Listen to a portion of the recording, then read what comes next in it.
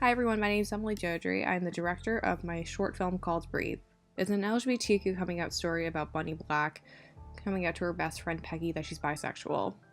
Bonnie struggles with social anxiety, and one of the social anxiety things including being attached to her phone and being on it a little too much. And so that happens when her mom decides to play a little trick on her and just steals her phone and tells her that, try being without your phone for a couple of days. And dude, there's a crack in the screen. We need to get it fixed. So while her phone's being fixed, Bonnie has to live a couple of days without her phone. And at the same time, come out to Peggy that she's bisexual and be like herself and try and be herself without her phone and, have a physical conversation with someone and not have to look down at your phone screen and text someone. It's just it's a human connection. That's all she wants. And she wants acceptance for everything.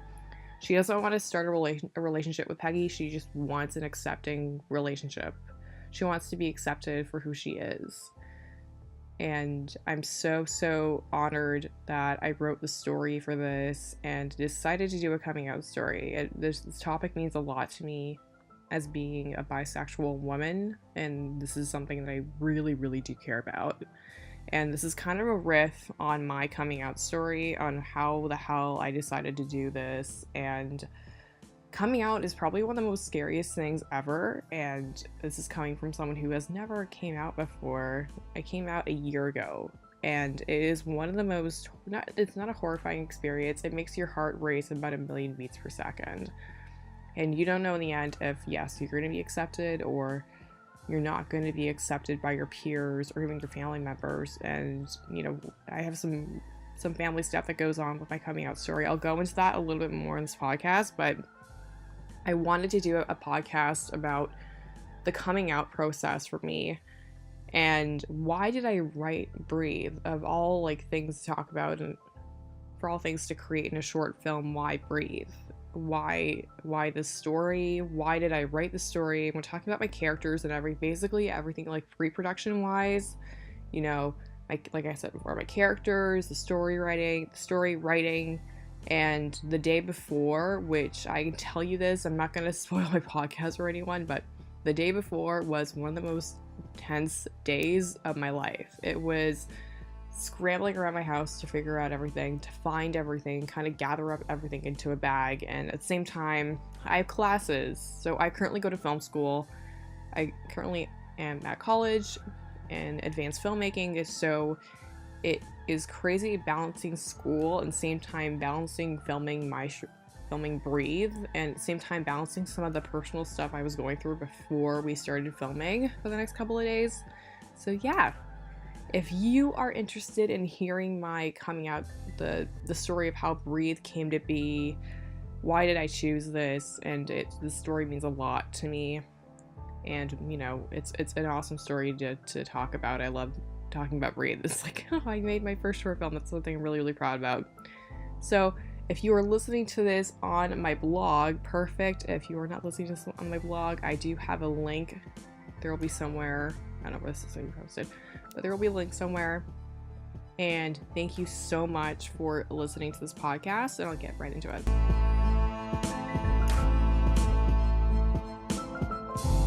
This is just me thinking out loud, but I was extremely scared shitless to do my short film. When they said to us that, we want you to write your script and have that done within a semester, we were like, what?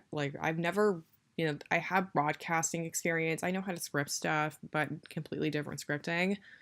And I was extremely scared. I was kind of debating on did I make the right decision to go back to school instead of working, or how can I get this done? Because our short films are usually 5 to 15 minutes. And I was scared. The first draft of Breathe, it was 11 pages. And I was just going, no, I can't be 11 pages. It has to be around 8 or 7 pages max. If you think about it, it's 1 page per minute. So I was just thinking, okay, so I would love for it to be just a really good, simple movie, a simple script with only 2 characters. It's 3 characters now. and just a really good conversation. And then that did not obviously happen because things happen, and sharing the script to different teachers, and especially to my script writing teacher, Breathe ended up just being my two characters, and then adding a mother character into this because my mom was really involved in my coming out process, and we were having a lot of conversations, and I was just going, it wouldn't be that bad adding a mom character into this so it doesn't seem so blah. So that's what I did, and I just feel really, really confident about it now. And after all the filming went down, it was just like a really good idea in the end. But I was very, very scared because I've never worked with actors before, and I was just going, wonder how this is gonna go, and thinking, can I do this? And the time frame, and they had given us like the deadlines and stuff, but to me it really didn't matter. And just trying to make sure my characters seem like they're real to me, making sure that the characters were people I could actually hang out with, which I love writing characters. I feel like my imagination will go wild because it's picturing who you imagine these characters are. Like when you think of your characters, writing characters for a movie is just like one of the best processes ever. Besides storyline, I feel like the characters are kind of like the first thing that pops up to my brain, because who do I want to write the story about? And was I originally going to do it like to write the story to men or to women or a woman and a man? But I felt really, really confident with having an all-female cast, and I just love it so much. And with all that amazing processes, it was just a really great thing to do. And I just love my script so much. I feel like one of the best parts about doing this entire process is writing the script and bringing it to a casting call and people saying that they love your script. It just means the world to me and says that, Emily, you're a really good writer. Good job, girl. Good job. So getting to the characters and the casting, if there is something that I absolutely love to do is write. And if you're listening to this, you're listening to my blog, you can tell why I love to write so much. It's just amazing. And, it's like people, like these actual characters are people in my mind. And I just love these characters to death. So sorry if I'm yawning. It is like 10 o'clock at night and I'm recording this. So the first character who I wrote was Bonnie Black. So Bonnie Black is a 21-year-old Canadian student in the broadcasting program. She struggles with social anxiety, can't live without her phone. Whenever Bonnie feels anxious, she takes out her phone and just listens to music. Bonnie is hiding that she's bisexual from Peggy. She's nervous to tell her best friend because it could either work out good or bad. And I do see myself in Bonnie, and wrote her with bits and pieces of myself, with a broadcasting background, social anxiety, big time, can't live without her phone sometimes. And I do pull out my phone on the occasion, and I will just take out my phone and just listen to the music because I feel like that's the only way that will calm me down, especially in Uber rides or Lyft rides. I'm so nervous in those because I feel like I don't know the person that's driving me somewhere, and this could be super duper anxious. And having my phone out could be a really good sign or a really, really bad sign. So I loved writing Bonnie, and the reason why I chose the name Bonnie, like Bonnie was one of the original characters that were to be my 1940 story. That didn't work out, so I used her name for my character. And I love the name Bonnie. If I wasn't Emily, I'd love to be Bonnie. Bonnie would be such a great character name. And Bonnie to me is like the perfect name. It's really fun. It's still retro. I love like the 1940s and like the vintagey aspects. That's why I like Captain America: The First Avenger so much, maybe. And in the Agent Carter series. But I just love the name Bonnie. It just is a perfect little name for my characters. And I feel like when I wrote the lead character for my story, I like, Bonnie's a really, really good name. I was like thinking, ooh, should I just name her off of myself? And maybe that would be really great. But I named her Bonnie because she sounded like a Bonnie to me when I was writing. Like, this sounds like a Bonnie. It doesn't seem like any other character name. It just feels like a Bonnie. So for my casting, long story short about the casting process, in the program, we were supposed to do a casting call. So we got local actors in our area, the ones that do community theater, ones who volunteer, want to be in our short films. We could have the option to pay our actors, but if you're a broke college student like myself, I did not pay my I did not pay my actors. So that was one of the main things I wanted to do. But anyway, we had a major casting call. Amazing friend of mine, Keegan, and Amy did the casting call, and it went by so smoothly, and I casted all three of my actors through it. So I casted Alexis Murillo as Bonnie because I loved her audition. She's also a bi woman, which is the best part. If you're having someone who's in the LGBTQ community be one of your actors, and this is an LGBTQ story, it's like a match made in heaven. And I was super ecstatic that I casted her because she was just perfect. I was talking to her before she came in to read, and it touched my heart because she had to take a second for a breather because it felt very real for her, and she could relate to the story. And I was just sold immediately. I was just completely sold immediately. Alexis and I were talking a lot and talking about music. She's an artist and she plays guitar. And I was like, I used to play guitar. I was like, honestly, I felt like I'm like, I used to play guitar in high school and I stopped. And she's like, oh, I love Taylor Swift too. Perfect. So I make a Taylor Swift reference in my story. Perfect. And then, there's a bunch of these like boxes that she was ticking off in my brain as a person. And then when she started reading for Bonnie, I was like, this is her. This is Bonnie. And I honestly felt like I was gonna cry after this. I was like, I just found my lead actor. Hopefully she agrees to it because I just felt emotionally driven by her and I loved her so much. And there is a rough draft of Breathe that's on YouTube. Go ahead and check it out and let me know what you think of it because I love my story to death. But it's just amazing. She sold it. Oh, Alexis was incredible. She's also an extra in It Chapter 2, which I just learned about her when she was at the casting. She is an extra in It Chapter 2, so that is awesome. She talked about being on set and everything. I was like, wow, that's awesome. To be on a movie set, that's insane. So on to the next character. Next character I have is Peggy Stevens. So Peggy is a 22-year-old Canadian student studying broadcasting again. She has been friends with Bonnie since high school and decided to go to the same college and same course because she loves music and talking about music news and has a drive to be in the industry. Peggy is confident for who she is, being bi and helping Bonnie along the way. So both of them struggle with social anxiety and both of them have like a really good relationship. And that's who Peggy is. And she dresses really classic style and just everything about I think is Peggy. So why the name Peggy? This goes back to like my soul loving Marvel movies, and I love the Agent Carter series, and I love everything about Peggy Carter. And I was like, I need to name a character off of Peggy Carter because she's one of my favorite Marvel characters, and I love everything that Peggy does. I'm a huge Peggy stan. I also met Haley Atwell at Fan Expo, so I was like, I need to name one of my characters off of Peggy so much. I need to do this. And I did. And I just love her. I love Peggy Stevens so much. She's a really great character. Peggy is someone who I would really hang out with. So Bonnie and Peggy are two of the people who I would hang out with on a daily basis.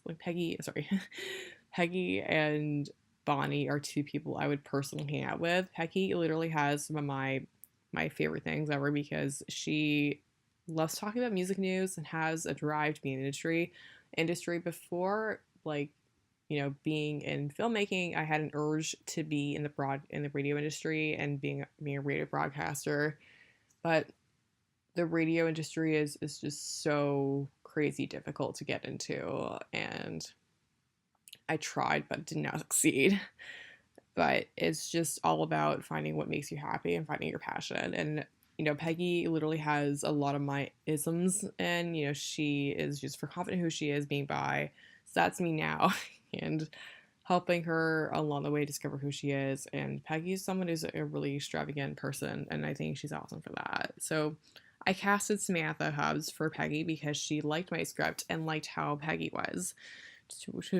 Peggy described which was a good sign. Samantha looks young and could be the best friend type. When she auditioned, I knew my character would work out perfectly.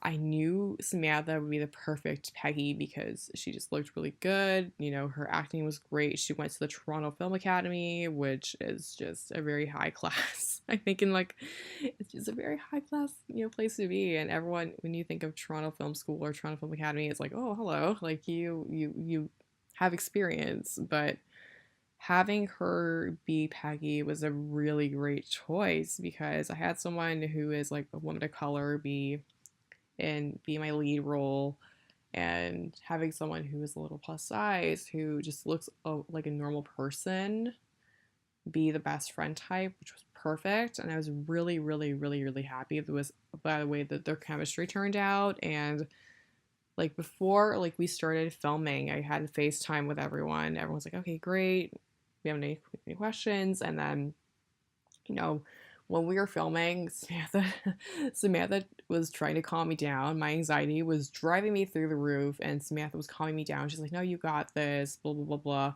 Take a breather. You're talking with each other. And it was just such a good time filming with these two women. I cannot describe how much fun it was filming with them. And I would definitely hire them for my next short once I'm done writing it and getting everything together. The last character that I have is Candace Black. So she is a mid-50-year-old, tall, blonde mother. She's very supportive of her daughter Bonnie for coming out. She relies on her advice for the subject of coming out to Peggy and how to navigate without her phone. Candace is worried that Peggy won't accept her for who she is. They do have a sister-like bond with each other, and I wanted the mother-daughter relationship to be so good and make it seem like they're sisters, because whenever I'm out with my mom, people say, you guys look like sisters, and we're just two peas in a pod, and we spend so much time with one another. I wrote Candace off of my mom in mind in a way. I love Candace. I think she's just a really great character, and my mom and I will talk about really cute, really good subjects.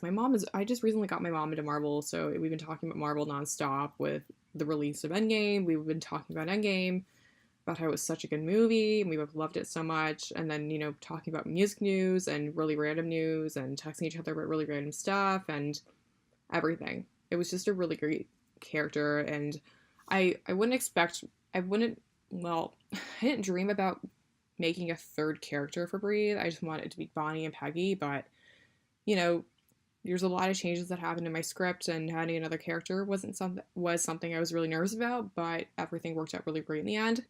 So for the role of Candace, I casted Kathlyn Angelo for the part of Candace because she looked like me. She fit the part perfectly.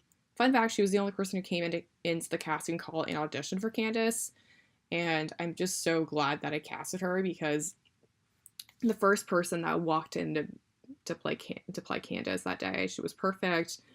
I keep on saying she's perfect a lot. I love my cast a lot. We all talk still, and she was really great. And at the end of the filming, she went over and hugged me, and she said, "Thank you so much." And then we ended up talking a lot after.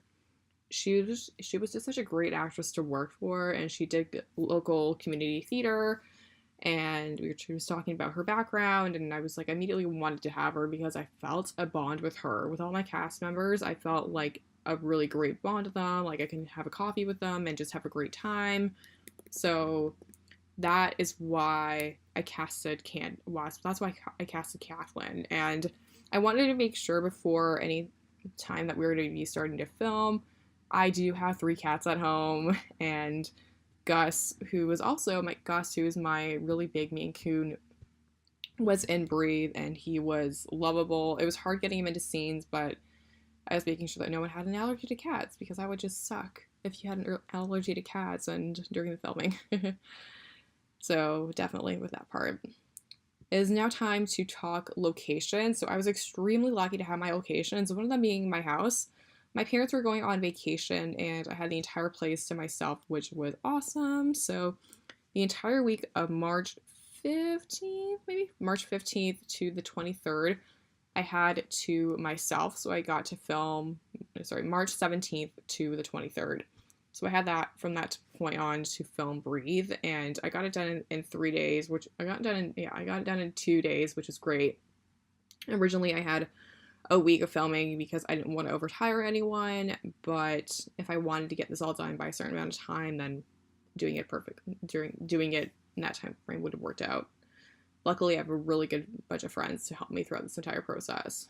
But back to my place, I really wanted to film in my house because it was such a good location. I liked the whole look of it, and I liked the entire vibe of my house, and the fact that I had the entire house to myself. It was even perfect location to film in, and I didn't have to get a permit, or I didn't have to do anything. All I had to do was tell people to show up if I was going to pay for their Ubers and their transit money and everything. I'm going to give them food with my crew. So it was all about that for sure with my house and everything. I just liked filming in my house, and I felt really comfortable filming there. We filmed all of the locations that require like a bedroom or the porch or even outside, the kitchen, the basement, the living room. Everything was filmed in my place except for 3 scenes. So those 3 scenes ended up being at Durham College, which is the college I go to. So I'm currently at Durham College in the advanced filmmaking program, and a lot of my classmates and I, we were filming our films inside of Durham College because it was such a good location to film. And with Durham, I filmed only one day, only 3 scenes in there. So I ended up filming 2 of the scenes, or all 3 of the scenes were in the classroom. And if there is something that I completely regret that I filmed at Durham College, was all the locations that I filmed up against a wall. It looked really like flat. It looked very flat. So that is why I kind of regret filming at Durham College, but that's just, we decided to film up against a white wall. So yeah, yawning a lot. But, filming up against a wall had its challenges, and I thought, just getting the scenes done, that's all I care about. But that was basically what we had to do, was, filming the 3 scenes, and everything was just really difficult. I had a really great crew with me. I had a bunch of friends that were really excited to film Breathe, so we got that all done in no time. It was a great time.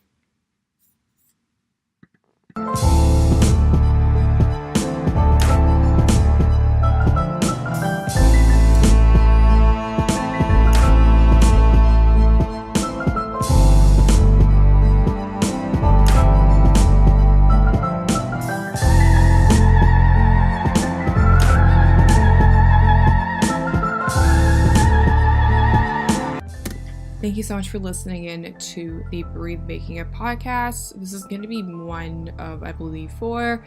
On next week's podcast, it's going to be the day before we started filming. So this would include all my emotions that were going on when we were about to shoot, and, making sure I have everything on my end, making sure my actors have everything on their end, and everything. I'm going to spill some serious tea. I'm going to really kind of let it all out because I've been holding back some stuff recently, and it's time for everything to kind of let loose and start speaking my mind about the issue. I'm not going to bitch and complain. I just want to tell my side and tell you guys what went down the day before filming and all that stuff, because I was supposed to be at another film shoot, and that film shoot did not go really well, so I just want to kind of go into that detail. Thank you so much for listening. I will link all my social media links to Twitter, Facebook, everything else in between, and I will see you in my next podcast. It was nice talking to you all. Hope you have a great day.